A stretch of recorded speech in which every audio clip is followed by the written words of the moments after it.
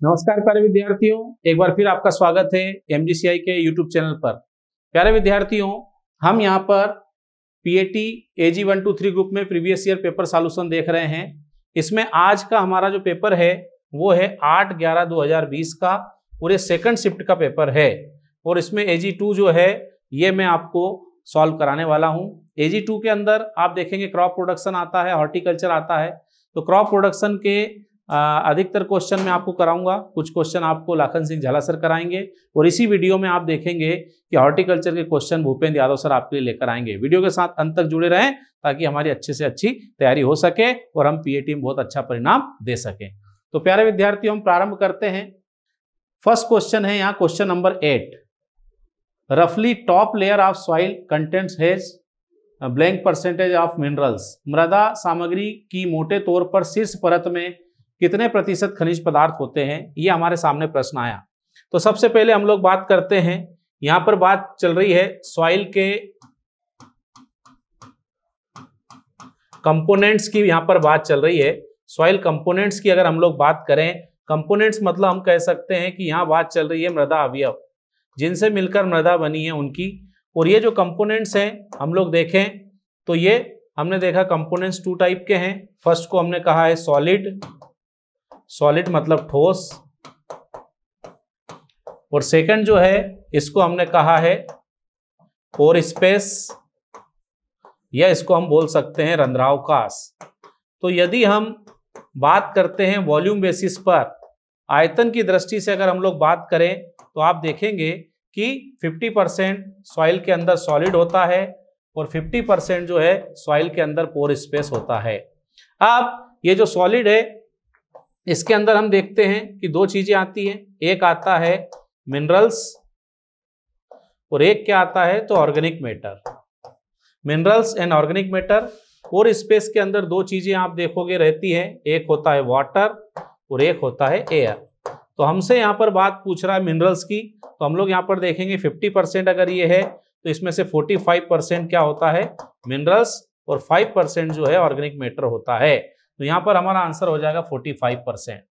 आपको एक बात याद रखना है कि कभी कभी वो मिनरल्स की बात करता है on the basis of weight, भार की दृष्टि से, द्रव्यमान की दृष्टि से अगर वो पूछ ले आपसे तो आंसर आएगा 75%। अदरवाइज हमारा यहाँ पर आंसर जो है वो होगा 45%। ठीक है, नेक्स्ट क्वेश्चन पर आता हूं मैं। तो नेक्स्ट क्वेश्चन हमारे सामने जो है, नेक्स्ट क्वेश्चन है question number 19। Which one of the following is the irrigation system where least amount of water is lost? कौन सी सिंचाई की यहाँ पर विधि है जिसमें पानी की कम से कम बर्बादी होती है? पानी कम से कम बर्बाद की यहाँ पर बात कर रहा है। तो अगर हम लोग यहाँ पर देखें फ्लड इरिगेशन, तो फ्लड इरिगेशन में तो आप देखोगे कि यहाँ पर मैक्सिमम वाटर लॉस होता है और इसीलिए हम लोग यहाँ पर बोलते हैं कि ये जो मेथड है इसकी जो इरिगेशन एफिशिएंसी है वो क्या होती है, मिनिमम होती है, या ऐसा बोलेंगे कि लोएस्ट इरिगेशन एफिशिएंसी होती है। कौन सी मेथड की हम बात कर रहे हैं? फ्लड इरिगेशन मेथड की। फिर हम लोग बात करते हैं तो यहाँ पर ड्रिप इरिगेशन मेथड जो है इसकी अगर आप देखोगे तो क्या होता है भैया, हम यहाँ पर बात करते हैं कि इसकी मैक्सिमम इरिगेशन एफिशिएंसी होती है। सिंचाई की दक्षता जो है वो इसकी मैक्सिमम होती है, कितनी होगी तो 70 to 90% के आसपास हम लोग बात करते हैं। इसकी क्या होती है, इरिगेशन एफिशिएंसी होती है। स्प्रिंकलर की अगर हम लोग इरिगेशन एफिशिएंसी अगर यहाँ पर देखें तो इसकी इरिगेशन एफिशिएंसी कितनी होती है तो 50 to 70% के आसपास होती है। फिर हम लोग बात करते हैं कि फरो मेथड है, तो फरो मेथड में इरिगेशन एफिशिएंसी अगर देखी जाए तो ये कितनी हो सकती है, तो हम लोग यहाँ पर बात करते हैं कि 35 to 50% के आसपास इसकी इरिगेशन एफिशिएंसी हो सकती है। और ये जो फ्लड है इसकी इरिगेशन एफिशिएंसी अगर देखें तो ओनली 25 to 35% है। तो आप देखेंगे इसकी लोएस्ट है, आंसर हो जाएगा ड्रिप। ठीक है, नेक्स्ट क्वेश्चन पर आता हूं मैं। Question number 20। The difference between the estimated value of an assets and the loan amount sanction and to be contributed by the farmer for establishing a dairy farm is known as। एक परिसंपत्ति के अनुमानित मूल्य और स्वीकृत ऋण राशि के बीच का अंतर और एक डेयरी फार्म स्थापित करने के लिए किसान द्वारा किए गए योगदान को इस नाम से जाना जाता है।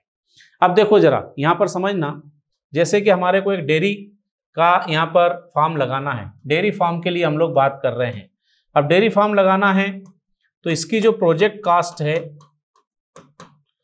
मान लो प्रोजेक्ट कास्ट हमारे को लग रही है यहाँ पर 20 लाख। अब हमने बैंक से लोन कराया, तो बैंक का जो लोन है मान लो वो कितना है, 17 लाख का लोन हमारा यहाँ सैंक्शन हुआ। अब आप देखोगे यहाँ पर कि 3 लाख रुपीस जो है वो यहाँ पर शॉर्ट हो रहा है। ये प्रोजेक्ट कॉस्ट है, बैंक लोन इतना है, 3 लाख यहाँ पर ये आप देखोगे शॉर्ट हो रहा है। इसको हम लोग क्या बोलते हैं, तो इसको बोला जाता है मार्जिन मनी। मतलब ये 3 लाख रुपीस जो हैं ये किसको अपनी तरफ से लगाना पड़ेगा, तो ये फार्मर जो है इसको लगाना पड़ेगा। तो फार्मर अपनी साइड से 3 लाख लगाएगा, 70 लाख का लोन हो गया, टोटल प्रोजेक्ट कास्ट 20 लाख है। तो ये जो अमाउंट होता है इसको हम लोग बोलते हैं मार्जिन मनी या मार्जिन राशि इसे कहा जाता है। ठीक है, तो ये क्वेश्चन नंबर 20 हो गया। इसमें बहुत कंफ्यूजन होता है तो बड़े ध्यान से समझना इसको क्या है। नेक्स्ट क्वेश्चन, क्वेश्चन नंबर 27, अले cropping is a type of. अले क्रॉपिंग क्या चीज है, तो अले क्रॉपिंग या गली फसल को हम लोग क्या बोलते हैं, तो इसके बारे में हम लोग बात करते हैं। जैसे कि हम यहाँ पर बात कर रहे हैं कि हमारे पास कुछ पेरेनियल श्रब्स हैं, ये पेरेनियल श्रब्स हैं, इसके बिटवीन ये जो गैप है, इस गैप में हम लोग लगाते हैं क्रॉप। तो आप यहां पर देखेंगे कि ये क्या हो गया, तो ये हो गई श्रब्स, श्रब्स या इनको बोला जाएगा झाड़ियां, और इनके बिटवीन ये क्या है, तो ये हो गई क्रॉप। तो एक तरह से अगर आप देखोगे तो ये क्या हो गया भाई, ये हमने कहा कि ये लाइंस हैं पेरेनियल श्रब की, इसके बिटवीन के गैप में लगा रहे हैं, और जब हम 2 कतारों के बीच गैप में लगाते हैं तो इसे कहा जाता है इंटरक्रॉपिंग या इसे अंतर फसल कहा जाएगा। इंटरक्रॉपिंग हम लोग इसको बोलेंगे। ठीक है, क्लियर है, एक तरह से इंटरक्रॉपिंग का ही ये टाइप है। Next question, question number 28, lime is used for correction of which soil. चूना या लाइम का उपयोग किस मिट्टी के सुधार के लिए किया जाता है, तो बहुत ही फेमस क्वेश्चन है कि ये अम्लीय मृदा के सुधार के लिए हम लोग चूना पदार्थ का उपयोग करते हैं at the rate of 1 to 1.5 ton per hectare, 1 to 1.5 ton per hectare के रेट से यूज करते हैं। जबकि हम लोग बात कर रहे हैं कि अल्कलाइन सॉइल जो है इसके लिए अगर देखा जाए तो मोस्ट इफेक्टिव कौन है, तो अल्कलाइन सॉइल के लिए मोस्ट इफेक्टिव माना जाता है CaSO4 2H2O, जिसको हम लोग क्या बोलते हैं, जिप्सम। जिप्सम इसके लिए सबसे अच्छा होता है। जबकि सलाइन सॉइल जो है इसमें हम लोग क्या कर सकते हैं, तो फिजिकल मेथड यहां पर यूज की जाती है, और सबसे अच्छी इसके अंदर तरीका क्या है, तो हम बोलेंगे लीचिंग ऑफ सॉल्ट्स। मतलब हम यहां पर क्या करने वाले हैं, लवणों का निक्षालन अगर हम लोग करवा देते हैं तो ये सबसे अच्छा तरीका है। जबकि अल्कलाइन सॉइल के लिए जिप्सम यूज करते हैं और एसिडिक सॉइल के लिए हम लोग यूज करने वाले हैं चूना। ठीक है, next question, apart from taking a bank loan to start a larger scale dairy farm business, the farmer has to invest a part of his own, this share of the farmer is called. ये अभी थोड़ी देर पहले ही मैंने आपको जो question बताया था, same question यहाँ पर है कि डेयरी फार्म व्यवसाय को शुरू करने के लिए बैंक ऋण लेने के अलावा किसान को अपने हिस्से का निवेश करना होगा। किसान के इस हिस्से को क्या बोलेंगे, तो अभी मैंने आपसे बात किया था, इसे बोला जाएगा मार्जिन राशि। मतलब खुद का किसान का जो शेयर होता है, लोन और प्रोजेक्ट कास्ट के बीच का जो गैप है वो किसान खुद अपनी तरफ से लगाता है, इसको हम लोग बोलते हैं मार्जिन राशि या मार्जिन मनी। देखो, कैपिटल कॉस्ट पूंजी लागत, मतलब तो हम बोलेंगे पूरी लागत यहाँ पर आ गई। लिक्विड असेट्स की अगर बात करें, चल संपत्ति की बात करें, तो जो हम हमारे पास कुछ केस रखते हैं कि अचानक जरूरत पड़ जाए उसके लिए होता है। वेरिएबल कास्ट परिवर्तनीय लागत की बात करें तो ये वो लागत होती है जो बदलती रहती है, उसको वेरिएबल कास्ट हम लोग यहाँ पर बोलते हैं। ठीक है, next question, question number 41, weeding is an example of. निराई, बीडिंग किसका एक उदाहरण है, तो हम लोग यहाँ पर अगर बात करें, जैसे कि आप जानते हैं टिलेज के बारे में, टिलेज की अगर हम लोग बात करें तो टिलेज दो तरह का यहाँ पर होता है। टिलेज को टू पार्ट्स में डिवाइड किया। फर्स्ट को हमने कहा है प्राइमरी टिलेज और इसके बाद आता है सेकेंडरी टिलेज। तो प्राइमरी एंड सेकेंडरी दो तरह के टिलेज हो गए। तो प्राइमरी टिलेज तो हमने देखा कि हम प्रीवियस क्रॉप की हार्वेस्टिंग करेंगे, पिछली फसल की कटाई करेंगे और उसके जस्ट आफ्टर जो हम प्रैक्टिस करेंगे उसको प्राइमरी टिलेज कहा जाता है। अब प्राइमरी टिलेज के बाद हम स्टार्ट करते हैं सेकेंडरी टिलेज। इसमें दो तरह की चीजें आती है। एक आता है seed bed preparation. Seed bed preparation का मतलब होता है बीज सैया तैयार करना। इसमें हम लोग क्या करते हैं कि प्राइमरी टिलेज के बाद सोइंग तक जो हम प्रैक्टिस करने वाले हैं उसको बोला जाता है सीड बेड प्रिपरेशन। और सेकंड इसके अंदर क्या आता है भैया, तो सेकंड इसके अंदर आता है इंटर कल्टीवेशन, या इसको क्या कहा जाता है, इसको बोला जाता है आफ्टर कल्टीवेशन। ये सारी जो चीज होने वाली है ये खड़ी फसल में की जाने वाली क्रियाएं हैं और निंदाई गुड़ाई जो है ये खड़ी फसल में करने वाली क्रिया है। इसलिए यहां पर हमारा आंसर आ जाएगा इंटर कल्टीवेशन या अंतः कृषि। ठीक है। जबकि लेआउट का मतलब क्या होता है, जैसे मान लो कोई बगीचा लगा रहे हैं तो किस एरिया में लगाएंगे, कहां पर क्या होगा, इसको बोला जाता है लेआउट। ठीक है। नेक्स्ट क्वेश्चन पर मैं आता हूं। Question number 47, what do you understand why the term fertigation. Fertigation शब्द से आप क्या समझते हैं। देखो हमारे पास यहां कुछ शब्द आते हैं, जैसे एक को हमने कहा है फर्टिगेशन, एक हमारे पास आता है हर्बिगेशन, एक हम लोग बात करते हैं नाइट्रोगेशन। फर्टिगेशन का मतलब क्या हो गया, हम लोग बोलेंगे कि भाई जब हम लोग यूज करते हैं फर्टिलाइजर विथ इरिगेशन वाटर, मतलब सिंचाई के साथ जब उर्वरक देते हैं, तो यहां पर आप देखोगे इरिगेशन जो है इससे ये वर्ड लिया गेशन और फर्टिलाइजर से लिया फर्टी, दोनों को मिलाकर बन गया फर्टिगेशन। तो फर्टिगेशन का अर्थ यहां पर क्या हो गया, हम कहेंगे application of fertiliser through irrigation water, सिंचाई के पानी के साथ या माध्यम से उर्वरकों को देना। इसके अलावा हर्बिगेशन का मतलब क्या होता है कि भाई हर्बिसाइड्स, खरपतवार नियंत्रण करने वाले जो शाकनाशी होते हैं उनको जब इरिगेशन के साथ दिया जाता है तो इसको क्या बोलेंगे, हर्बिगेशन। फिर क्या आता है नाइट्रोगेशन। नाइट्रोगेशन मतलब क्या होता है कि भाई एनहाइड्रस, हम लोग बात करते हैं अमोनिया, एनहाइड्रस अमोनिया विथ हम लोग क्या बात करेंगे इरिगेशन वाटर, सिंचाई के साथ निर्जल अमोनिया को देंगे तो इसको बोला जाएगा नाइट्रोगेशन। बाकी ये मेथड अगर देखे जाएं तो ये सारी जो है फर्टिलाइजर एप्लीकेशन की मेथड है। जैसे हम बोल रहे हैं कि उर्वरकों का परनी छिड़काव, मतलब घोल बनाकर पत्तियों पर छिड़केंगे तो फोलियर स्प्रे बोला जाएगा। फिर हमने क्या कहा बैंड प्लेसमेंट। बैंड प्लेसमेंट मतलब क्या होता है कि भाई फोलियर में तो हम लोग खड़ी फसल में पत्तियों के ऊपर छिड़काव करते हैं, वो हो गया। बैंड प्लेसमेंट में हम क्या करते हैं, क्रॉप की रो के बिटवीन ये जो गैप होता है यहाँ पर फर्टिलाइजर एप्लीकेशन करते हैं।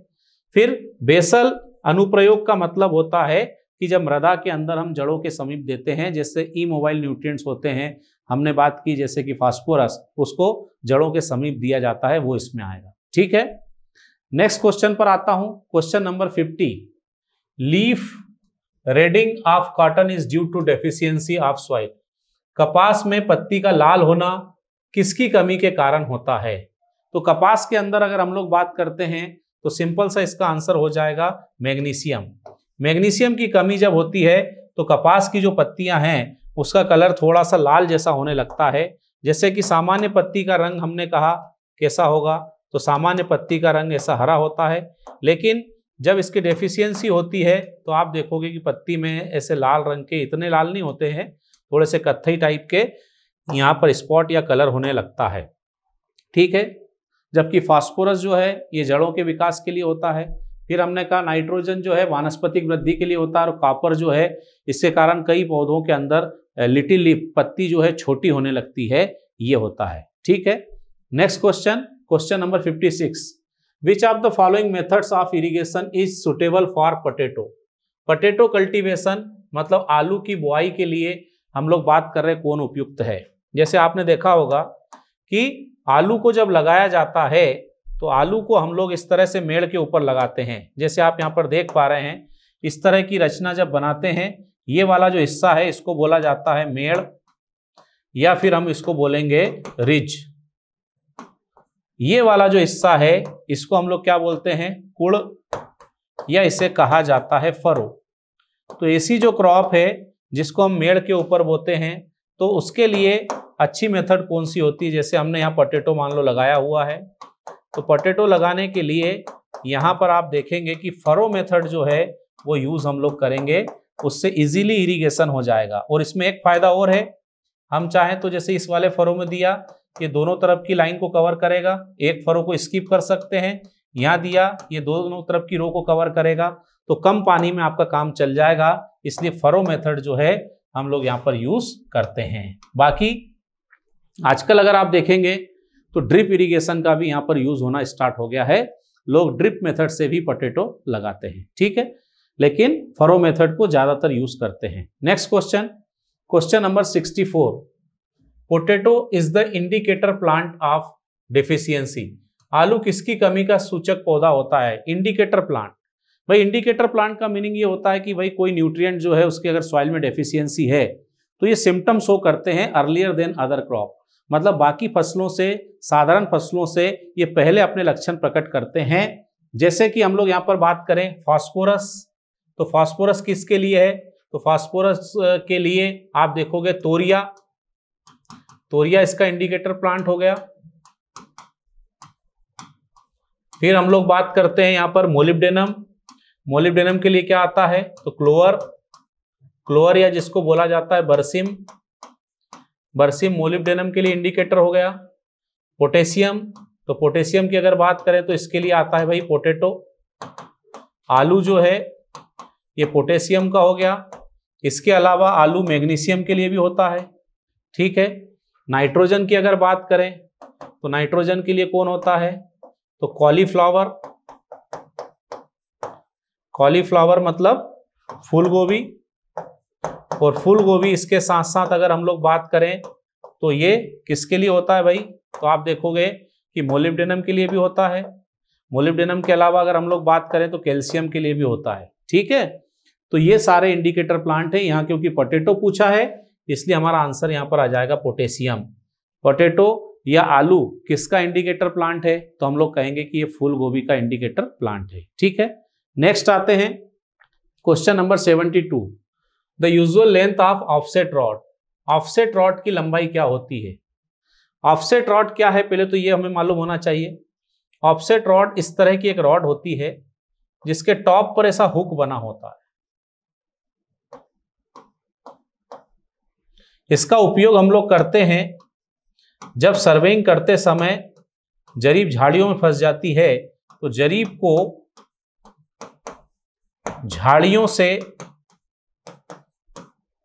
निकालने के लिए।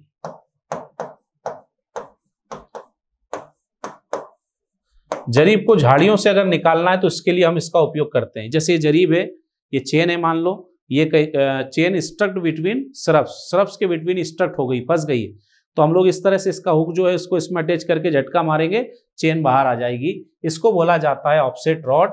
इसकी लेंथ अगर देखी जाए तो ये होती है 3 मीटर या 3 to 4 मीटर इसकी लेंथ होती है, ठीक है। नेक्स्ट क्वेश्चन पर आते हैं हम लोग। Which of the following is the botanical name of paddy. Paddy का बॉटनिकल नेम पूछा है। इतने इजी क्वेश्चन भी आते हैं। धान का वानस्पतिक नाम शायद सभी जानते होंगे, ओराइजा सटाइवा। ओराइजा सटाइवा जो है ये धान का वानस्पतिक नाम है। जबकि सेकेरम ऑफिसिनेरम आप जानते ही हैं किसका नाम है? गन्ने का है। ब्रेसिका ओलेरेसिया, ये ब्रेसिका ओलेरेसिया अगर देखा जाए तो ये किसका है भाई? तो वन गोभी हम लोग बोलते हैं, या इसको बोला जाएगा कि भाई वाइल्ड कैबेज जो होती है, वाइल्ड कैबेज, जंगली पत्ता गोभी का ये नाम है। जबकि ये हमने कहा कि सुगर केन का हो गया। और लास्ट में क्या है भाई? ट्रिटिकम एस्टिवम, तो ये सभी जानते हैं व्हीट, या ऐसा बोलेंगे कि गेहूं का वानस्पतिक नाम है ये, ठीक है। तो ये बॉटनिकल नेम भी आते हैं, इसलिए बॉटनिकल नेम भी हमारे को याद होना चाहिए। नेक्स्ट क्वेश्चन है question number 77, 1 hectare is equal to, एकड़ में हमारे को बताना है 1 हेक्टेयर में कितने एकड़ होते हैं। तो 1 हेक्टेयर इज इक्वल टू क्या होता है 2.471 एकड़, या फिर हम लोग इसको बोल सकते हैं 10,000 स्क्वायर मीटर, ये होता है। तो अप्रॉक्स देखें 2.47, तो अप्रॉक्स में आ जाएगा 2.5। ठीक है, कभी कभी हमसे इसका उल्टा पूछ लेता है, तो 1 एकड़ इज इक्वल टू होता है 0.4 हेक्टेयर। कभी कभी ये भी पूछ लेता है, एकड़ में हेक्टेयर पूछता है तो हम घबरा जाते हैं, कुछ नहीं करना, इसको इधर डिवाइड कर देना है। ठीक है, नेक्स्ट क्वेश्चन पर आता हूं, question number 85, which one of the following is the best example of crop rotation. Crop rotation का एग्जाम्पल हमारे को बताना है, सस्य आवर्तन भी इसको कहा जाता है। तो इसका एग्जाम्पल बताना है। ए वाला अगर देखें सीसम राइस पोटेटो, तिल चावल आलू, एक भी दलहनी फसल नहीं है इसलिए ये नहीं आएगा। पहले सी देखते हैं, चावल चावल चावल, ये भी नहीं आएगा। फेलो चावल सरसों, ये भी नहीं आएगा। हाँ, यहाँ पर हमने कहा हरा चना मतलब मूंग, फिर चावल, गार्डन मटर जो है गार्डन पी बोला जाता है, बिल्कुल सही है। तो दलहनी फसल का समावेश अगर होता है तो ऐसे फसल चक्र को हमेशा अच्छा माना जाता है। ठीक है, next question, question number 90, the slope provide for the furrows for free drainage in broad bed and furrow method is. Broad bed और फरो विधि में मुक्त जल निकासी हेतु फरो के लिए प्रदान किया गया ढाल कितना है। देखो भाई, हमेशा एक बात ध्यान रखना है हमारे को कि वाटर जो है ये स्लोप की साइड ही फ्लो करता है। तो अगर हमने ऐसी बड़ी पट्टियां बनाई हैं, सिंचाई के लिए भी हम लोग बनाते हैं, जल निकास के लिए भी बनाते हैं, तो यहाँ पर स्लोप कितना होना चाहिए, तो यहाँ पर स्लोप होना चाहिए 0.5%। 0.5% का अगर स्लोप रहेगा तो आप देखोगे कि वाटर जो है बहुत इजीली जो है रन करेगा, चाहे हम इरिगेशन कर रहे हैं, चाहे हम लोग यहाँ पर क्या कर रहे हैं ड्रेनेज, इतना स्लोप होना चाहिए। ये तो आप देखोगे कि बहुत ही ज़्यादा स्लोप हो गया है, इतना ज़्यादा स्लोप हम नहीं रखते हैं। ठीक है, नेक्स्ट क्वेश्चन पे आता हूँ, question number 99, growing of same crops on same land year after year, year after year is known as cropping. उसी भूमि पर साल दर साल एक ही फसल उगाना। देखो याद रखना, कभी भी साल दर साल आ जाए या ईयर आफ्टर ईयर आ जाए तो ये कीवर्ड है, और ये कीवर्ड किसके लिए है, तो ये है मोनोकल्चर। मोनोकल्चर के लिए हम लोग इस वर्ड को यूज करते हैं कि एक ही क्रॉप को, एक ही फसल को साल दर साल बार बार उगाना। जैसे आप देखेंगे कि सीजी में छत्तीसगढ़ में कौन सा चलता है, तो आपने वहां देखा होगा राइस राइस राइस, बार बार वो राइस को उगाते हैं। ऐसे यूपी में अगर हम लोग देखें तो क्या आता है, शुगर केन, फिर वो शुगर केन की रूट से क्रॉप लेते हैं जिसको रेटून क्रॉप बोलेंगे, फिर शुगर केन ले लेंगे, तो यहाँ पर आंसर आएगा मोनोकल्चर। लेकिन यहाँ पर मोनोक्रॉपिंग लिखा है तो भी आंसर यही आएगा। ठीक है, सोलो का मतलब सिंगल होता है, ये नहीं आएगा। सिक्वेंशियल की अगर हम लोग बात करें तो एक के बाद एक क्रम में क्रॉप लेते हैं, इस तरह से एक क्रॉप ली, क्रॉप को हमने फील्ड को प्रिपेयर किया, फिर सेकंड क्रॉप ले ली, उसको बोला जाएगा सीक्वेंस क्रॉपिंग। रिले क्रॉपिंग में आप जानते हो, एक क्रॉप की हार्वेस्टिंग के बाद हम सीधे दूसरी क्रॉप की सोइंग कर देते हैं, बीच में हम लोग किसी भी तरह का फील्ड प्रिपरेशन भी करने वाले नहीं हैं। एक क्रॉप की हार्वेस्टिंग की और सेकंड क्रॉप की सोइंग कर देते हैं। यहाँ पर हम क्रॉप की हार्वेस्टिंग करते हैं सीक्वेंस में, फिर फील्ड प्रिपेयर करते हैं, फिर नेक्स्ट क्रॉप की सोइंग करते हैं। ठीक है, नेक्स्ट क्वेश्चन, और ये लास्ट क्वेश्चन है, deals with production of various crop. विभिन्न फसलों के उत्पादन से क्या संबंधित है। तो आप जानते ही हो कि फसल उत्पादन का मतलब होता है क्या, तो एग्रोनॉमी। एग्रोनॉमी जो है फसल उत्पादन से संबंधित है, जबकि एनिमल हस्बेंड्री किससे है, एनिमल, या इसको बोला जाएगा पशुपालन।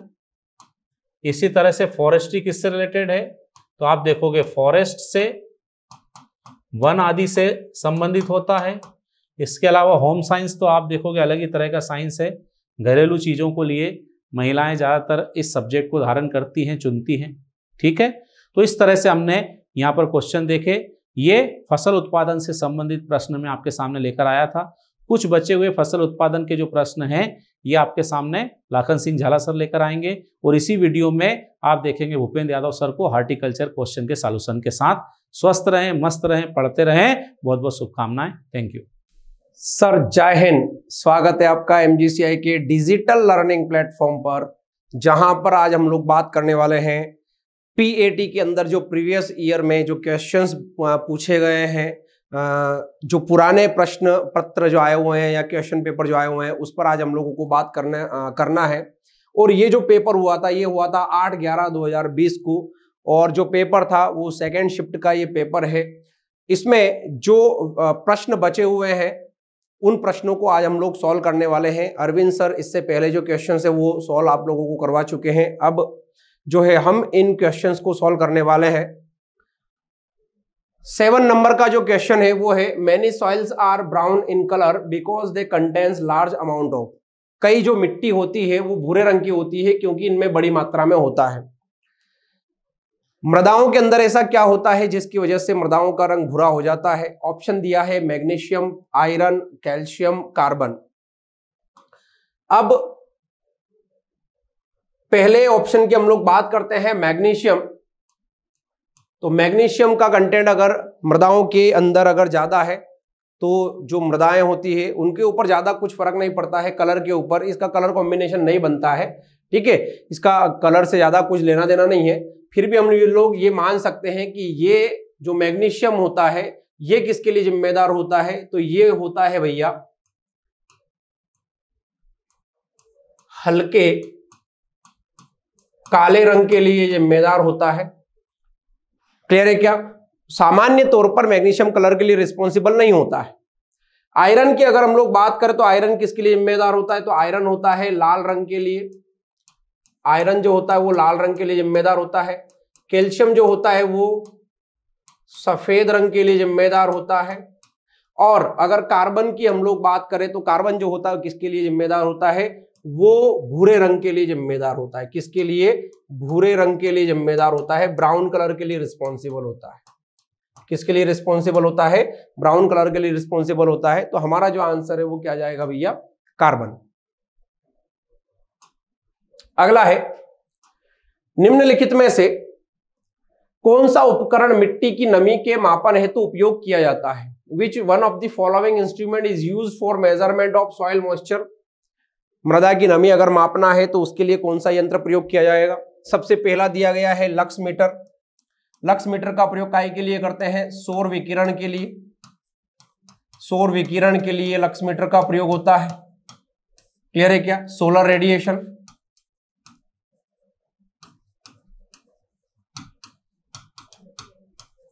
Solar radiation. हाइग्रोमीटर का प्रयोग काहे के लिए होता है? हाइग्रोमीटर का प्रयोग होता है आर्द्रता के लिए। आर्द्रता के लिए, ह्यूमिडिटी, आर्द्रता के लिए, ह्यूमिडिटी के लिए। टेंशियोमीटर का प्रयोग किसके लिए होता है? टेंशियोमीटर का प्रयोग होता है मृदा नमी या पृष्ठ तनाव के लिए, सॉइल मॉइस्चर के लिए, या फिर सरफेस टेंशन के लिए।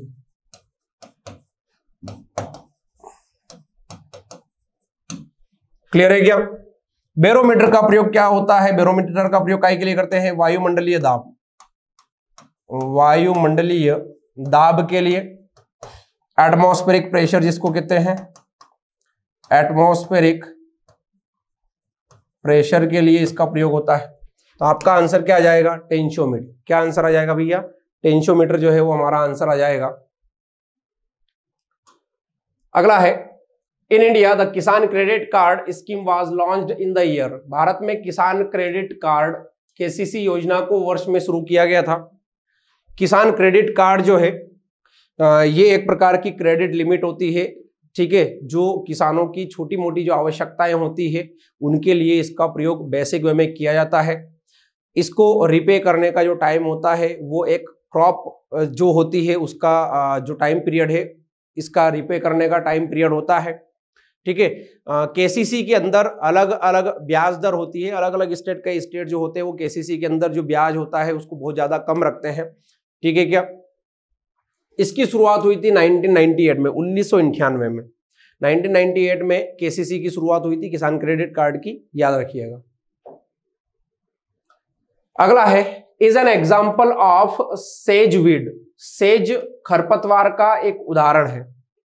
इनमें से कौन सा ऐसा खरपतवार है जो सेज खरपतवार का उदाहरण है, ये हम लोगों को देखना है। चलिए, सबसे पहला है डिजिटेरिया सेंजिनालिस। ये जो होता है ये होता है क्रेप घास। क्या होता भैया? क्रेप घास। दूसरा दिया है साइनोडोन डेक्टाइलोन, ये होता है दूब घास, दूब घास। तीसरा है एल्यूसिने इंडिका, ये होता है गुज घास, गुज घास। और साइप्रस इरिया जो होता है ये होता है आपका मोथा। क्या होता है? मोथा। और मोथा जो होता है ये एक प्रकार का सेज खरपतवार होता है। कौन सा खरपतवार होता है? सेज खरपतवार होता है, जिस खरपतवार के अंदर कुछ इस प्रकार का स्ट्रक्चर जो होता है वो ये रहता है, इसको सेज खरपतवार के नाम से जानते हैं। तो आंसर आ जाएगा आपका डी दिल्ली, ठीक है। सेज प्रकार का खरपतवार Cyperus. Normal growing season in days in dry farming, शुष्क भूमि खेती में सामान्यतः वर्धन काल कितने दिनों का होता है? अब शुष्क खेती, ड्राई फार्मिंग पूछा है। ड्राई फार्मिंग का मतलब जहां पर एनुअल रेनफॉल, एनुअल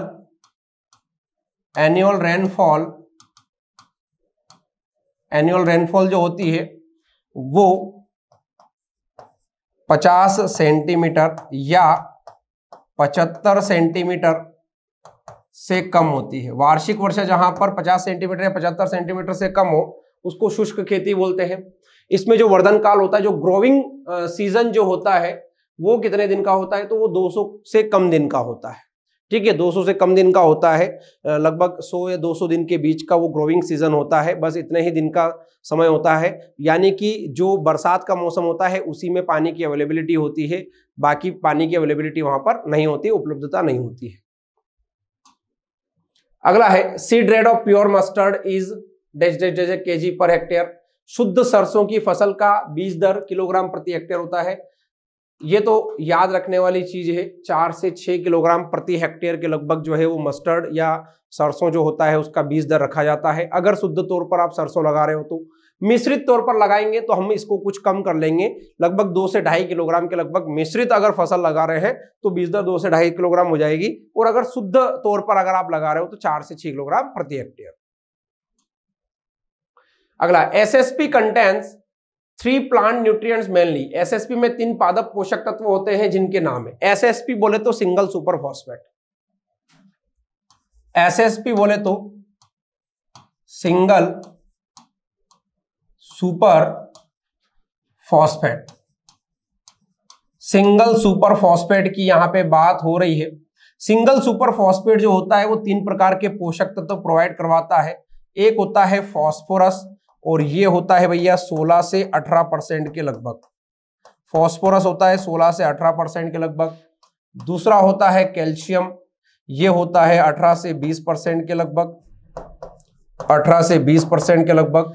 और एक होता है सल्फर, ये होता है लगभग 12 से 14% के लगभग। तो 3 पोषक तत्व सिंगल सुपर फॉस्फेट में होते हैं, फॉस्फोरस, कैल्शियम, सल्फर। कहां कॉम्बिनेशन देखने को मिल रहा है? डी दिल्ली में। आंसर आ जाएगा डी दिल्ली। अगला, what is the purpose of किसान क्रेडिट कार्ड? किसान क्रेडिट कार्ड का पर्पस क्या होता है, या किसान क्रेडिट कार्ड लेने का उद्देश्य क्या होता है?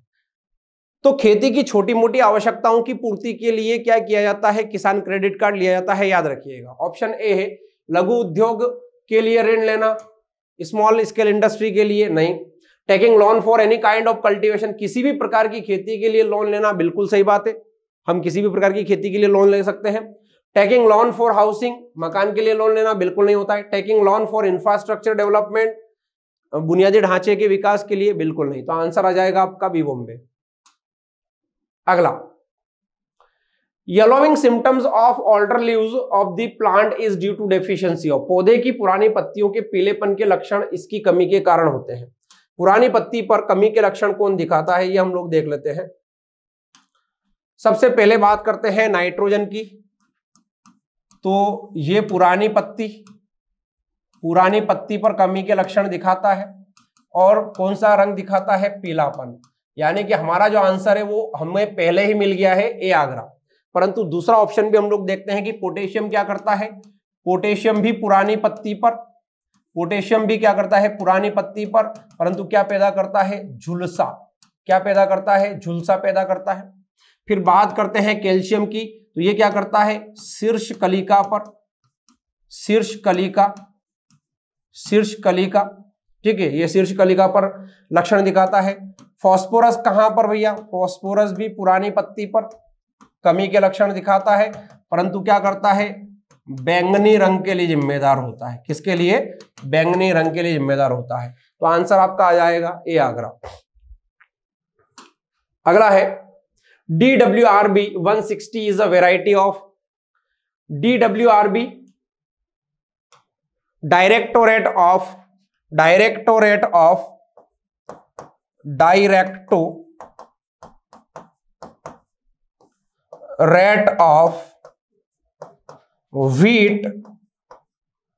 wheat and barley, directorate of wheat and barley, Karnal Haryana. कहां पर है भैया, करनाल हरियाणा में, ठीक है। तो ये जो वैरायटी है DWRB 160, ये किसकी वैरायटी है, तो ये बेसिक वे में किसकी वैरायटी है, बार्ले की, जौ की वैरायटी। किसकी वैरायटी है, जौ की वैरायटी है, याद रखिएगा। किसकी वैरायटी भैया, जौ की वैरायटी है, बहुत महत्वपूर्ण है, ठीक है। अगला है red colour of soil is mainly due to, मिट्टी का लाल रंग मुख्य रूप से किसके कारण होता है। इसके पहले जो हम लोग क्वेश्चन पढ़ चुके हैं, सबसे पहला 7 नंबर का प्रश्न, उसमें मैंने बताया था कि जो आयरन होता है वो लाल रंग के लिए जिम्मेदार होता है। जो आयरन होता है वो किसके लिए जिम्मेदार होता है, लाल रंग के लिए।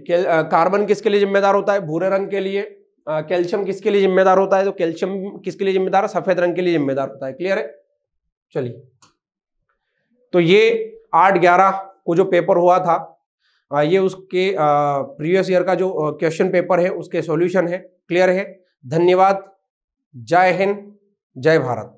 नमस्कार प्यारे बच्चों, मैं भूपेंद्र यादव आप सभी का MGCI के YouTube चैनल पर बहुत बहुत स्वागत करता हूं। प्यारे बच्चों, जैसे कि आप सभी को विदित है, हम लोग PYQ सीरीज MPPAT के जो प्रीवियस ईयर के पेपर है उनका सॉल्यूशन देख रहे हैं। उसी कड़ी में आज हम बात करने वाले बेटा, जो आपका पेपर हुआ था 8 नवंबर 2020 को, जिसमें हम बात करेंगे AG2, और AG2 में आज हम बात करने वाले सेकंड शिफ्ट, और AG2 में भी हम बात करेंगे किसकी बेटा, दैट इज हॉर्टिकल्चर।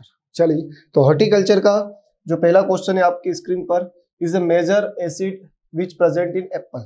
चलिए जानते हैं सबको बारी बारी से। सिट्रिक अम्ल की बात करें तो ये किसमें किसमें मिलेगा आपको, तो जितने भी सिट्रस फ्रूट होते हैं, जितने नींबू वर्गीय, देन उसके बाद गुआवा में भी आपको कौन सा एसिड मिलेगा, सिट्रिक एसिड मिलेगा। देन बात करें हम टार्टरिक एसिड की बेटा, तो टार्टरिक एसिड किसमें मिल रहा है आपको, ग्रेप्स के अंदर मिलता है, ठीक है। इसके अलावा टेमरिंड बोले तो इमली, ठीक है। तो इमली, अंगूर में टार्टरिक मिल रहा है।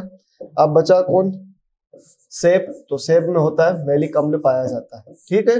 और एसिटिक अम्ल क्या है सर, तो एसिटिक अम्ल जो होता है बेटा, ये विनेगर जो होता है, जिसको हम बोलते हैं एसिटिक एसिड, ठीक है। तो ये विनेगर, सिरका, यह एक परिरक्षी अम्ल है ना, ये परिरक्षण में उपयोग में लाया जाता है। विनेगर का यूज कहाँ होता है, तो फ्रूट एंड वेजिटेबल के प्रिजर्वेशन में, परिरक्षण में हम प्रयोग करते हैं। और विनेगर के अंदर एसिटिक एसिड की मात्रा होती है 4 to 6% तक। चलिए, और विनेगर की कितनी यूज करना चाहिए प्रिजर्वेशन में, तो 2 to 3%। कितनी मात्रा परिरक्षण में या प्रिजर्वेशन में यूज करनी चाहिए, दैट इज 2 to 3%, ठीक है। क्योंकि ये सबसे अच्छा परिरक्षी पदार्थ है, ध्यान रखना। जितने भी केमिकल प्रिजर्वेटिव है या जितने भी हम प्रिजर्वेटिव पदार्थ ले रहे हैं, केमिकल को छोड़ दे, क्योंकि केमिकल में सोडियम बेंजोएट, पोटेशियम मेटाबाइसल्फेट, ये तो बहुत बेहतरीन है, लेकिन जितने प्रिजर्वेटिव मटेरियल है, जैसे साल्ट है, चीनी है, ऑयल है, इन सब में अगर आप ले रहे हो तो सबसे इफेक्टिव कौन होता है? विनेगर होता है। ठीक है, सबसे इफेक्टिव प्रिजर्वेटिव कौन है? विनेगर है। तो अब आपको आपका आंसर मिल गया बेटा, दैट इज मैलिक एसिड, सी चेन्नई। चलिए आगे बढ़ते हैं नेक्स्ट क्वेश्चन की ओर। देखते हैं बेटा, स्क्रीन पर है, which one of the following is the grass commonly used in India for lawn preparation. Bharat में कौन सी घास है जो जनरली यूज में लाई जाती है? तो दैट इज दूब घास, साइनोडान, डेक्टाइलॉन, ग्रेमिनी परिवार, पोएसी परिवार की घास है, जिसको हम बरमुंडा घास के नाम से भी जानते हैं। ये भी आप अच्छे से याद रखना। और ये कहाँ पर यूज की जाती है? जहां पर खुली अवस्था हो, सनशाइन हो, तो हम बोल सकते हैं खेल के मैदान के लिए भी सर्वोत्तम यही है। और छांव के लिए बात करें, छाया वाला रीजन है, तो वहां कौन सी लगाना चाहिए हमें? तो छायादार जहां पर शेड रीजन है, ठीक है, छांव है, वहां पर हमें लगाना चाहिए कौन सी घास बेटा? तो छांव वाले शेड रीजन में लगाई जाती है डाइकेंड्रा, डाइकेंड्रा। ठीक, चलिए, तो इसका राइट आंसर क्या हो गया अपना? डी हो गया बेटा। चलिए, जेली के लिए कौन सी सामग्री सबसे महत्वपूर्ण है? Which one of the following ingredient is most important for jelly preparation. Jelly के लिए सबसे इंपॉर्टेंट कौन है? तो जेली के लिए सबसे इंपॉर्टेंट होता है पेक्टिन। व्हाई? बिकॉज जेली में जो जमने का गुण आता है, जेली की जो सेटिंग होती है, वो सेटिंग कौन करा रहा? पेक्टिन। तो यहाँ मीडिएटर का काम कौन कर रहा है? पेक्टिन। अगर पेक्टिन नहीं है तो जेली जमेगी नहीं। जेली के जमने का गुण केवल और केवल पेक्टिन के कारण आता है। जेली के जमने का गुण केवल और केवल पेक्टिन के कारण आता है। तो जेली बनाने के लिए सबसे इंपॉर्टेंट इंग्रेडिएंट कौन होता है? पेक्टिन, जिसको हम बोलते हैं असीलेस। और जो फ्रूट जूस हम ले रहे हैं उसमें जनरली पेक्टिन की मात्रा होनी चाहिए 0.5 से 1%। और एक आदर्श जेली में, ये तो फ्रूट जूस जो हम ले रहे हैं उसमें बात हो रही है बेटा, जो फ्रूट जूस जेली बनाने के लिए जलीय रस ले रहे फलों का, उसमें पेक्टिन की मात्रा 0.5 से 1 होनी चाहिए। लेकिन एक आदर्श जेली में पेक्टिन आ जाए, आंसर अपना जाएगा 1। आदर्श या आइडियल जेली में, आदर्श या आइडियल जेली में पेक्टिन होना चाहिए तो 1%। बनाते समय जो फ्रूट जूस लेंगे तो इतना पेक्टिन होना चाहिए, लेकिन बनने पर अगर एक चुनना पड़े तो 1% उसके अंदर पेक्टिन होना चाहिए। क्या होना चाहिए? पेक्टिन, ये बात ध्यान रखना। और पेक्टिन किन से मिलता है? तो आप सभी जानते हो, pectin are present in the firm ripe fruit cell. जो फ्रूट की होती है, फर्म राइप सेल्स होती है, उनके अंदर मिलेगा। ओवर राइप में भी नहीं लेना है और इमेच्योर में भी नहीं लेना। हमेशा अध पका फल ही जेली बनाने के लिए अच्छा माना जाता है, जिसको हम अंग्रेजी में बोलते हैं फर्म राइप। चलिए, शर्करा की मात्रा बात करें तो जेली में, एक तैयार जेली में एंड प्रोडक्ट के रूप में देखें तो 65% तक शुगर होना चाहिए, तभी इसका TSS कितना निकल कर आता है बेटा? 65। ठीक। और सॉल्ट की बात करें तो जनरली मिलाया नहीं जाता, ये तो नमक जो होता है अचार या मटर की कैनिंग में यूज किया जाता है, जनरली 1 to 3% या 2 to 3%। मटर की कैनिंग हमेशा 2 to 3% पर की जाती है। नॉर्मली 1 to 3% पर सभी की कैनिंग होती है, लेकिन मटर की 2 to 3 पर होती है। और जेली बनाने के लिए हम फ्रूट पल्प नहीं लेते हैं, फ्रूट पल्प जैम बनाने के लिए लेते हैं। और कितना पल्प लेना चाहिए जैम बनाने के लिए? तो 45%। और जेली बनाने के लिए हम क्या लेते हैं बेटा? फ्रूट जूस लेते हैं, ये कितना लेना चाहिए? 45%। दोनों ध्यान रहेगी बात। चलिए आगे बढ़ते हैं। The concentration of brine solution for Canning of vegetables should be. सब्जियों की कैनिंग के लिए नमकीन ब्राइन घोल होना चाहिए। तो अभी आपको पढ़ा है थोड़ी देर पहले, 2% आएगा। ठीक है, ध्यान रहेगी बात। और ब्राइन का जो सॉल्यूशन होता है, इसको किससे मेजरमेंट करते हैं? That is salometer. सिलोमीटर। नमक के घोल की सांद्रता को कौन से मीटर से मापा जाता है? तो नमक के घोल की सांद्रता को मापा जाता है बेटा सिलोमीटर से। The special pruning technique of removal over crowding और इंटरलिम्बिंग ब्रांचेस इज नोन एज। जैसे ये दो शाखा है, ओवर क्राउडिंग हो रही है, एक पौधे की दो शाखाएं आपस में इस तरह से रगड़ खा रही है, तो इन शाखाओं को हटाने की क्रिया तकनीकी को क्या कहते हैं? निकिंग। चलो समझते हैं, सारे टर्म को एक एक बार समझते हैं बेटा। पहला लिखा है निकिंग, ठीक है, तो निकिंग की जाती है एप्पल में, ये बात भी इंपॉर्टेंट है। और इसमें जैसे ये फ्रूट बड है बेटा, सपोज दैट मान लीजिए फ्रूट बड है, तो इस फ्रूट बड के लोअर पोर्शन पर, कौन से पोर्शन पर? लोअर पोर्शन पर वी आकार का चीरा लगाया जाता है। ठीक है, अब ये इससे अच्छी क्वालिटी इंड्यूस होती है, इसलिए कर रहे बेटा। बात है सेकंड टर्म, यहाँ पर समझो पहले नोचिंग। नोचिंग किया जाता है फिग में, फिग बोले तो अंजीर, ठीक है, फिग बोले तो अंजीर। अब फिग नोचिंग में क्या होता है बेटा, ध्यान देंगे तो इसमें हम क्या करते हैं, जो भी बड होती है उस बड के अपर पोर्शन पर इस तरह से कट लगाते हैं। तो ये अपर पोर्शन पर यदि हम कट लगा रहे हैं तो वो हो रहा है बेटा आपका नोचिंग, और लोअर पोर्शन पर लगा रहे हैं वो हो रहा निकिंग। निकिंग नीचे याद रखना। अरे न्यूटन साहब कहाँ बैठे थे बेटा, नीचे बैठे थे सेब के नीचे, आपने पढ़ा होगा फिजिक्स में, न्यूटन साहब बैठे थे ऊपर सेब टप का, तो निकिंग नीचे सेब में, याद रखना, और नोचिंग अंजीर में, याद रहेगी मेरी बात। चलिए अब बात है बेटा डी हॉर्निंग, तो इसका आंसर तो बचा डी हॉर्निंग। क्यों बचा, चलो डी हॉर्निंग का मतलब तो बछड़े में भी होता है सर, सिंग रोदन बछड़े का करते श्रृंग कली का, बिल्कुल सही बात है बेटा। लेकिन यहाँ पर जब आपस में शाखा एक दूसरे के गले पड़ रही है और अपने सामने कोई किसी के गले मिले तो बर्दाश्त तो होगा नहीं, तो अपन उन शाखाओं को क्या कर देते, कट कर देते। तो मोटी शाखाओं को या शीर्ष शाखाओं के हॉर्न जैसी स्ट्रक्चर को काट देना डी हॉर्निंग कहलाता है। अब बचा क्या, टॉप वर्किंग। तो टॉप वर्किंग की अगर बात करें शीर्ष उपरोपण की, शीर्ष उपरोपण टॉप वर्किंग की यदि बात की जाए तो ये बेटा जीर्णोद्धार का या रिजुविनेशन का एक तरीका है। ओल्ड ऑर्चर्ड को नए ऑर्चर्ड में बदलने की एक प्रक्रिया है, पुराने अनुत्पादक को उत्पादक में बनाने की एक क्रिया है। टॉप वर्किंग जनरली बेर और मैंगो में की जाती है, ये बात भी आपको ध्यान रखना है। शीर्ष उपरोपण, ठीक है, ये रिजुविनेशन या जीर्णोद्धार का एक तरीका है जो जनरली आम और बेर में किया जाता है। तो हाल फिलहाल आपको आंसर मिल गया बेटा, और ये सारे टर्म इंपॉर्टेंट हो सकता है इन्हीं में से इस साल कोई ना कोई क्वेश्चन पीएटी में आ जाए। चलिए, बनाना इज कमर्शियली प्रोपागेटेड। तो बनाना का जो कमर्शियली प्रोपागेशन होता है वो तो होता बेटा किससे, स्वार्ड सकर से। किससे होता है, तो स्वार्ड सकर्स, बोले तो तलवार नुमा सकर्स, जिसका वेट होना चाहिए 500 से 750 ग्राम, और ये कितने मंथ ओल्ड होना चाहिए, तो ये ओल्ड होना चाहिए 3 to 4 मंथ ओल्ड, 3 से 4 माह क्या होना चाहिए, पुराना होना चाहिए। अब स्वार्ड सकर्स क्या होते हैं आप सभी जानते हैं, जो बनाना में इस तरह से राइजोम होते हैं उनसे इस तरह से स्ट्रक्चर निकलते हैं जिनको हम बोलते हैं स्वार्ड सकर, और यदि ब्रॉड लीफ निकल रही उसमें इस तरह से तो इनको हम बोलते हैं बेटा वाटर सकर्स। तो जनरली प्रोपागेशन में कौन से सकर्स यूज किए जाते हैं, स्वार्ड सकर्स। ये वाटर सकर्स कोई काम के नहीं है फॉर प्रोपागेशन और एनी कोई मतलब काम की चीज ये नहीं है, इनका कोई भी यूज नहीं है, इनको हम बोलते हैं वाटर सकर्स। और वाटर सकर्स को बनाना में अगर हम हटा देंगे तो उसको डी सकरिंग कहते हैं बेटा, ठीक। चलिए, तो एक तो ये तरीका है बनाना में प्रोपागेशन का, सीड से होता ही नहीं है, क्योंकि बनाना में नेचुरल पार्थेनोकार्पी पाई जाती है, वेजिटेटिव रूप से ही प्रोपागेट होता है। कुछ हद तक इसमें टिश्यू कल्चर का यूज हो रहा है बेटा, कुछ हद तक क्या आजकल तो बहुत यूज हो रहा है। तो टिश्यू कल्चर जो कि एक टाइप है किसका बेटा, माइक्रो प्रोपागेशन का, सूक्ष्म प्रवर्धन का एक तरीका है, और इससे एक डेवलप वैरायटी है that is G9 grand name, ये भी फेमस क्वेश्चन है।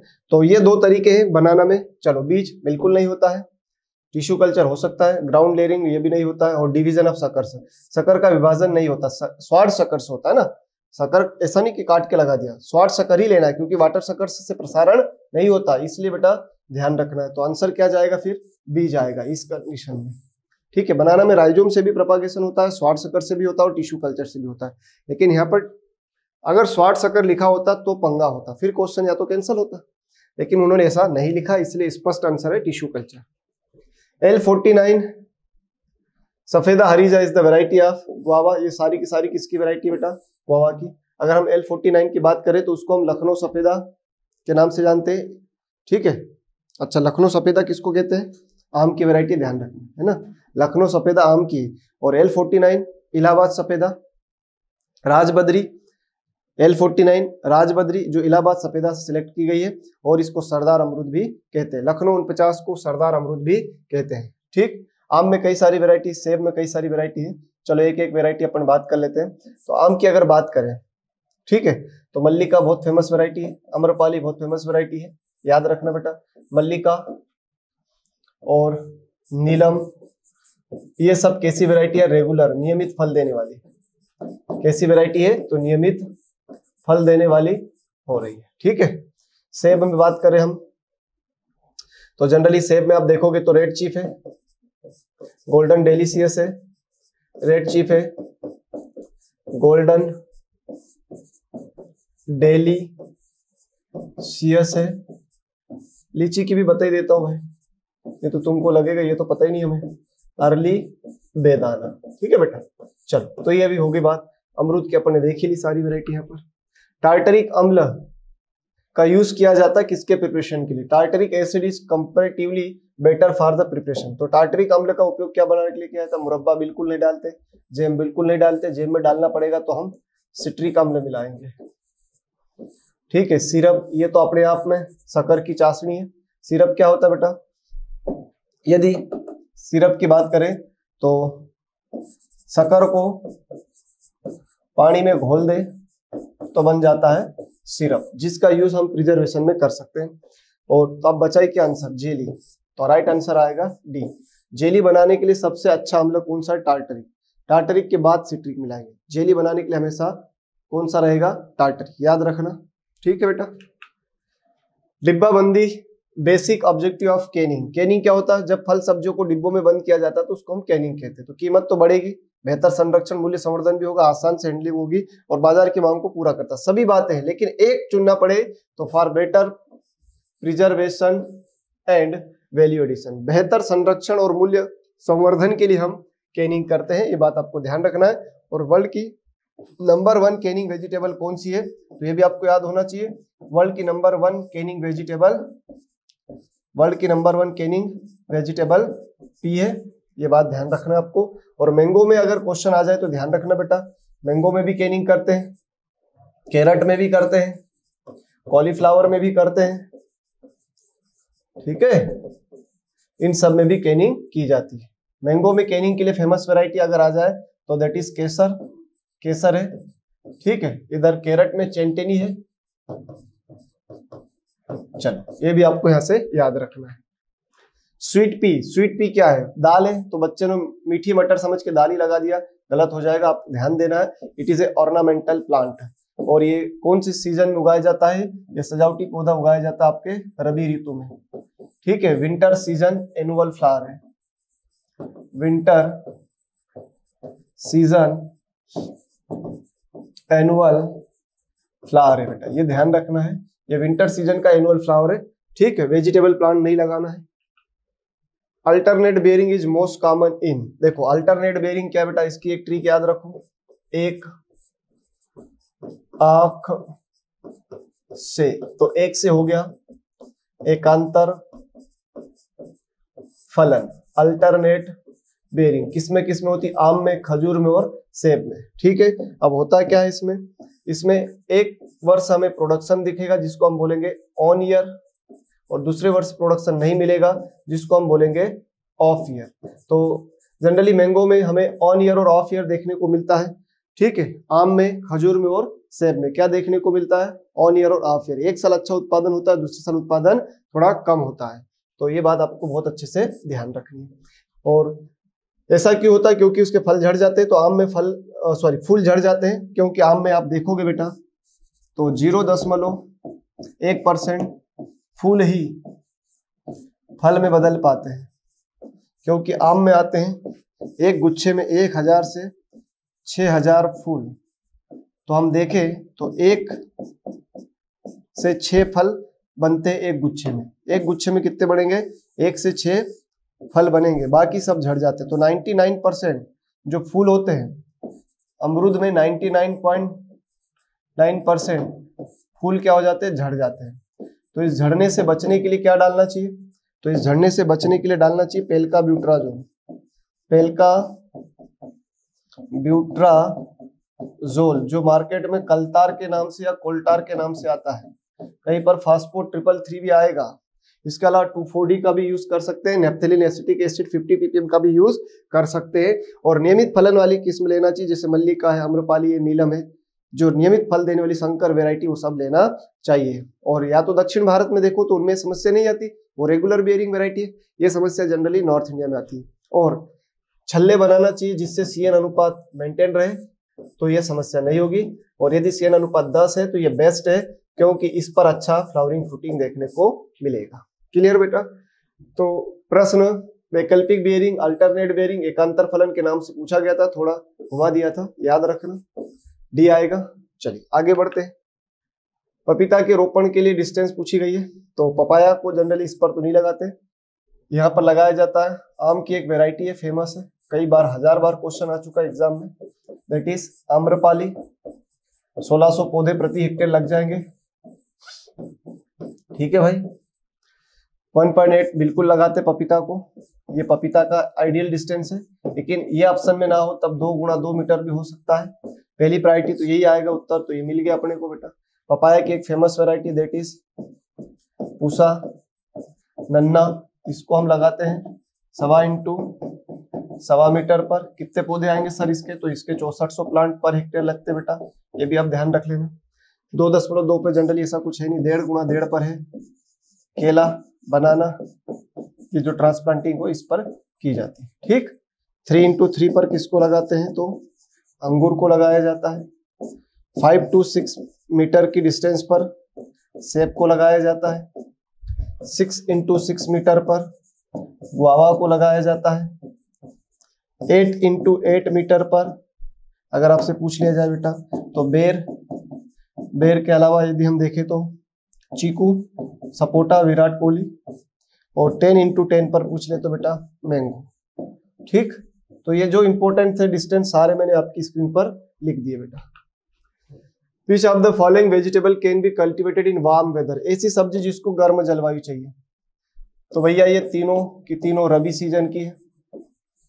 ठीक है, तीनों की तीनों किसकी है, रबी सीजन की है, तो राइट आंसर आएगा ब्रिंजल, एग प्लांट। इसके अलावा टोमेटो को भी वार्म क्लाइमेट चाहिए, ध्यान रखना। ठीक, चलिए। Red lady is the famous variety of papaya, that is the B बकरी, इसका राइट आंसर है। ठीक है भैया। अंगूर में थॉमसन सीडलेस बहुत इंपॉर्टेंट वैरायटी है, थॉमसन सीडलेस। केले में बात करें तो रोबस्टा ग्रुप है, डॉर्फ कैवेंडिश है, मंथन है, लाल वेलची है, दूध सागर है, अमृत सागर है, पमन के लिए। पपाया का बात हुई है। आम में बात करें तो चौसा सबसे मीठी वैरायटी है। ठीक है, फिर केसर गुजरात की फेमस है, अल्फांजो महाराष्ट्र के रत्नागिरी क्षेत्र में फेमस है। ठीक है, नूरजहां है, दहियार है, करेला है, ये एमपी के लिए फेमस है, दहियार और करेला। ठीक है, ये एमपी में फेमस वैरायटी है। ठीक, चलिए। Pinching of chrysanthemum, what are the pinching? पहले तो ये समझो, जैसे ये बड है और ये बड से जुड़ी हुई लीफ है और ये प्लांट का टॉप पोर्शन है। ठीक है, तो removal of bud with the help of leaf, जब पत्तियों को बड के साथ किनको बेटा, लीफ को तोड़ दिया जाता है। ठीक है, ये प्रोसेस सेम आप ग्राम में भी पढ़ते हो, तो ग्राम में आप इसको निपिंग या खुटाई कहते बेटा, है ना। ग्राम में आप इसको किस नाम से जानते हो, निपिंग या खुटाई के नाम से। ये कॉटन में भी करते हैं अपन, तो कॉटन में इसको अपन किस नाम से जानते हैं, टॉपिंग के नाम से जानते हैं। ठीक, टोबैको में भी करते हैं। निपिंग का ही नाम यहाँ पर पिंचिंग है, और जनरली जो पिंचिंग है मेनली की जाती है कार्नेशन में। पहली प्रायोरिटी पे कार्नेशन देखना बेटा, कार्नेशन ना दिखे तो फिर आप मेरी गोल्ड देखना। मेरी गोल्ड, इसमें 40 डेज बात करते हैं, 40 दिन बात करते हैं। और फिर आएगा आपका क्राइजेंथेमम, इसमें हम करते हैं 14 से 21 डेज, और ये ना हो तो 2 वीक के आसपास करते हैं, तो 2 वीक तो मिल गया बेटा, तो आंसर हो गया ए। ठीक है, तो ऊपरी शीर्ष भाग को तोड़ देते। ऐसा करने से क्या होगा, तो ऑक्सीजन का जो इफेक्ट है वो कम हो जाएगा, और हमें हॉरिजॉन्टल ब्रांचेस या क्षैतिज जो शाखाएं हैं वो ज्यादा होगी, और जितना हॉरिजॉन्टल ब्रांचेस होती है किसी भी प्लांट में उतना अच्छा प्रोडक्शन देखने को मिलता है, दैट इज द रीजन। चलिए आओ भाई, हेड स्पेस की बात हो रही है, ये रहा, तो बॉटल बनाते हैं।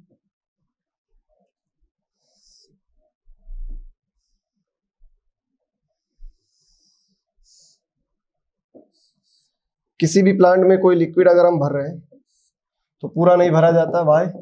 क्योंकि जब आप फ्रीजर में या इसमें रखोगे तो बर्फ बनेगी, ये इसका आयतन बढ़ेगा और ये कांच की बोतल है तो फट जाएगी। तो इसको फैलने के लिए कुछ जगह दी जाती है, वो खाली जगह को ही बोला जाता है हेड स्पेस। और ये हेड स्पेस कितना रखना चाहिए? तो ये हेड स्पेस रखना चाहिए 0.3 to 0.5 सेंटीमीटर, 0.3 से 0.5 सेंटीमीटर। तो राइट आंसर क्या है भैया? ये रहा सी, चेन्नई। ठीक, चलिए कौन सी सब्जियों में कैरोटीनॉइड परसेंट ज्यादा होता है? तो हाईएस्ट जो कैरोटीन होता है वो कैरेट के अंदर ही होता है, और ये इसी से क्या बनता है बेटा? विटामिन ए बनता है। और इसीलिए आप सब जानते हैं हाईएस्ट विटामिन ए या कैरोटीनॉइड्स किसमें मिलता है? गाजर में। ठीक, तो गाजर में कितना विटामिन ए मिलता है? 28,129 IU मिलता है। ठीक है, ब्रिंजल की बात करें तो इसमें विटामिन बी अच्छा मिलता है, ध्यान रखना। फूल गोभी में भी अपना विटामिन ए और सी मिलते हैं। ठीक है, टमाटर के अंदर विटामिन सी होता है। सिर्फ टमाटर का सबसे अच्छा क्वेश्चन तो लाइकोपिन का बेटा, कौन सा पिन? लाइकोपिन, लाल रंग टमाटर का। चलिए टमाटर का नेचर कैसा होता है तो ये भी जान लो, अम्लीय होता है। टमाटर का जो नेचर होता है वो अम्लीय होता है, एसिडिक नेचर की है, अम्लीय सब्जी है। ठीक है बेटा, चलिए तो राइट आंसर हो गया आपका A. Which of the following is an example of summer season ornamental plant? ग्रीष्म ऋतु का सजावटी पौधा है तो पेंसी, कैलेंडुला और स्नैपड्रैगन। तो पेंसी और कैलेंडुला तो जनरली आपका जाएगा किस सीजन में? ये आपका जाएगा विंटर में। ये तो जनरली कंफर्म है कि विंटर सीजन का है। और पूरी दुनिया जग जाहिर है कि कोचिया को ग्रीष्म मौसम में या ग्रीष्म ऋतु में ब्यूटीफुल लीफ के लिए, सुंदर पत्तियों के लिए उगाया जाता है बेटा। ठीक है, इसको सुंदर पत्तियों के लिए उगाया जाता है। कोचिया बहुत सुंदर होता है, अगर आप इसको ध्यान से देखोगे इसी बारीक बारीक इसमें पत्तियां रहती है और बहुत महीन सुंदर दिखाई देता है। ठीक है, इस तरह का ही होता है। तो ये ग्रीष्मकालीन मौसम में सुंदर पत्तियों के लिए उगाया जाता है। कौन? कोचिया जीनिया।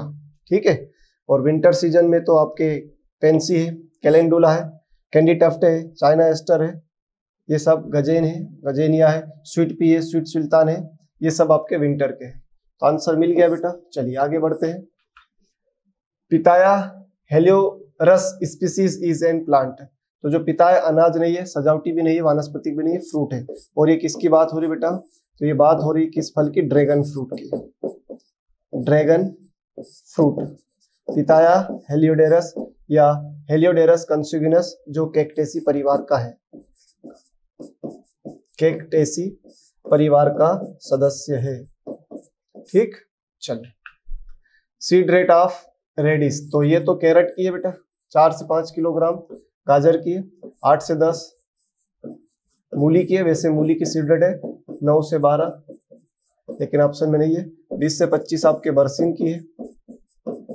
ठीक, 15 से 18 एग्जैक्ट वैसी किसी के है नहीं, लेकिन आप राउंड फिगर में किसी के साथ भी जोड़ सकते हो। तो राइट आंसर अपना मिल गया बेटा यहाँ पर D. Which of the following ornamental plant non woody? Non woody मतलब उसमें लकड़ी नहीं होती, तो गुलाब में भी होती है, चाइना रोज में भी होती है, बोगनविलिया में भी होती है। हॉली हॉक में जनरली हमें लकड़ियां, डंठल नहीं देखने को मिलते, इसलिए नॉन वुडी है, गैर वुडी मतलब इसमें लकड़ियां नहीं है। चीनी का उपयोग, शुगर का यूज किसके प्रिजर्वेशन? मछली में नहीं मिलाएंगे, अचार में तो नमक मिलाएंगे, मछलियों का भी जनरली नमक के साथ प्रिजर्वेशन कर सकते हैं। ठीक है, और ड्राई कैबेज में भी नहीं मिलाएंगे, जेम में मिलाएंगे। ठीक है बेटा, तो जेम है, जेली है, हायो रब्बा है मतलब मुरब्बा है, कैंडी है, पेठा है। इन सब का प्रिजर्वेशन किसके द्वारा होगा सर? तो इन सब का प्रिजर्वेशन होगा बेटा शुगर के द्वारा। इन सब में क्या ऐड किया जाता है बेटा? शुगर या चीनी। कितनी मात्रा? तो लगभग 65 से 70%। इसलिए जेम का TSS 68 आता है, जेली का 65 आता है, मुरब्बा और कैंडी पेठा का लगभग 70 के आसपास आता है। ठीक है, तो ये थे आपके बेटा 8 नवंबर 2020 का पेपर, जिसमें हॉर्टिकल्चर के क्वेश्चन हमने देखे। धन्यवाद, थैंक यू सो मच।